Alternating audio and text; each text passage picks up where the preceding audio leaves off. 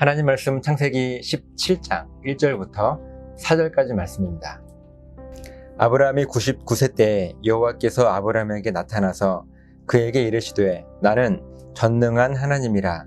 너는 내 앞에서 행하여 완전하라. 내가 내 언약을 나와 너 사이에 두어 너를 크게 번성하게 하리라 하시니 아브라함이 엎드렸더니 하나님이 또 그에게 말씀하여 이르시되 보라 내 언약이 너와 함께 있으니 너는 여러 민족의 아버지가 될지라. 아멘. 오늘 본문 앞에 16장이죠. 16장의 마지막 절에 보면 아브라함이 하갈을 통해서 이스마엘을 낳은 그때 나이가 86세라고 기록하고 있습니다. 그리고 오늘 본문 1절에도 아브라함의 나이가 나오게 되는데요. 99세라고 말씀하고 있어요. 그러니까 이스마엘을 낳은 후에 한 13년 정도가 흐른 오늘 하나님께서 아브라함에게 나타나셨습니다. 그리고 아브라함에게 말씀하세요. 나는 전능한 하나님이라. 너는 내 앞에서 행하여 완전하라. 그리고 2절에 이어서 아브라함에게 하신 하나님의 말씀은요. 내가 내 언약을 나와 너 사이에 두어 너를 크게 번성하게 하리라. 라는 말씀이었습니다. 한번 가만히 보세요. 하나님께서 아브라함에게 하신 말씀과 그리고 이전에 하나님께서 하갈을 통해서 하신 말씀들을 가만히 보면요. 하나님께서 그들에게 먼저 말씀하시고 또 그들에게 요구하시는 것들이 있습니다. 먼저 말이죠. 우리들의 생각은요, 사실 2절의 말씀을 먼저 하실 것이라고 생각을 해요.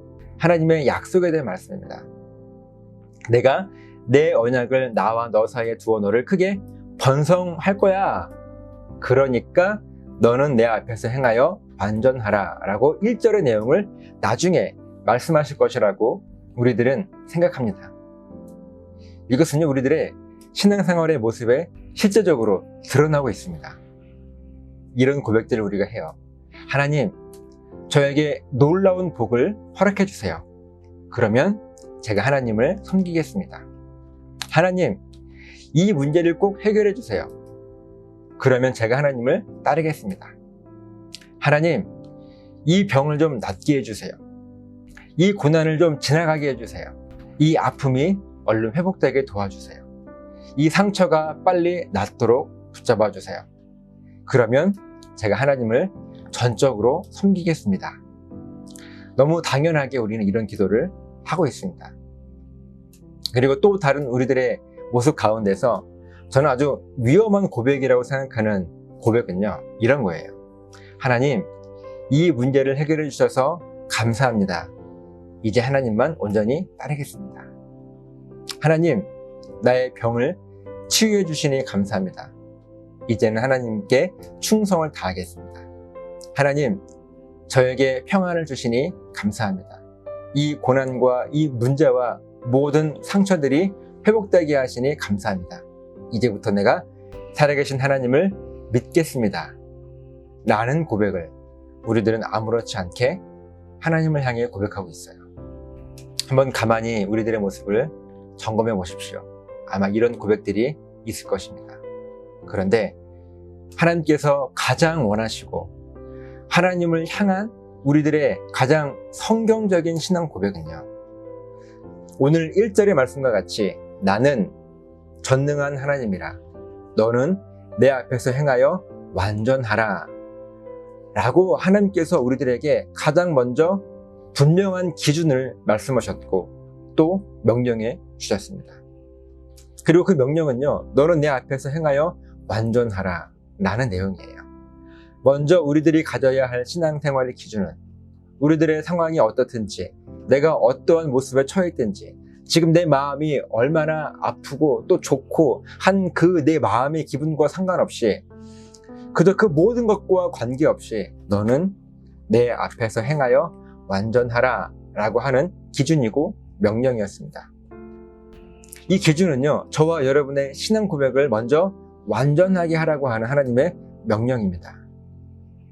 나는 전능한 하나님인데 너는 그것을 인정하고 잊지 말고 고백하며 살아가야 한다 라는 의미이죠.